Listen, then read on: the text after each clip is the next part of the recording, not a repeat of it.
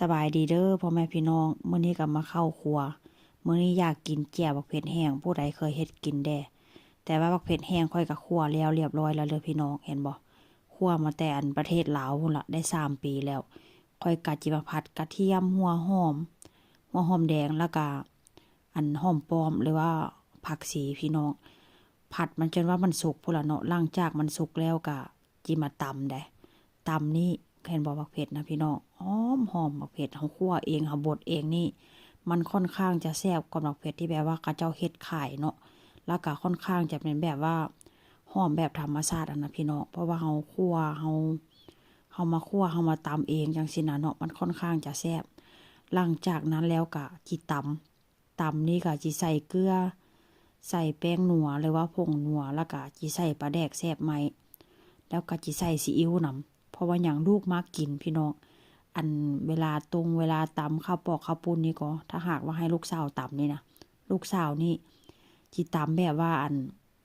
ตำใส่ซีอิ๊วขาวพี่น้องอันบ่ซีอิ๊วขาวกับอันซีอิ๊วแม็กกี้หั่นน่ะว่าเช่นซะลูกสาวมักกินแบบนั้นก็เลยจิเฮ็ดตามใจนางแด่เพราะว่าก็จิแบ่งไปให้ลูกสาวกินนำหลังจากตำแจ่วแล้วพี่น้องถ่ายคลิปเด้อถ่ายคลิปก็จิมีแบบว่ามีแจ่วให้เบิ่งให้จบเด้อพี่น้อง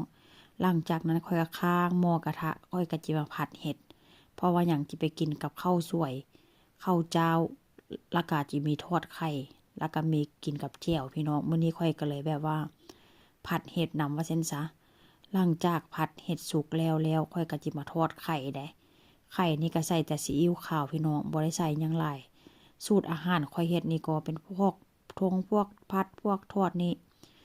ค่อยจะบ่ใส่หยังหลายแต่ถามว่ามีซอสหอยบ่มีซอสหอยก็มีพี่น้องแต่ว่าก็เปิดใช้แล้วก็เอาแช่ใส่ตู้เย็นหั่นไว้เพราะว่าโดนแบบว่าเมนูพิเศษจังค่อยสิใส่แต่ถ้าเป็นเมนูทั่วไปนี่ใส่แค่ซีอิ๊วขาวก็แซ่บแล้วพี่น้องบ่จำเป็นต้องใส่คะนอใส่แป้งนอกแป้งนัวบ่ใส่เด้ค่อยก็จะใส่แบบแค่ซีอิ๊วขาวหลังจากนั้นแล้วก็ค้างหม้อผัดกระเทียมให้มันเหลืองให้มันหอมแล้วก็เอาไข่ลงไป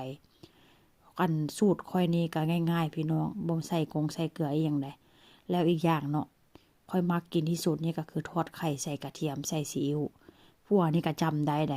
ถ้าหากว่ามื้อใดไปเฮ็ดเวียกมาเมื่อยนี่บอกผัวว่าทอดไข่ใส่ซีอิ๊วให้แด่นางก็ฮู้วิธีเฮ็ดได้พี่น้องเบิ่งค่อยแล้วก็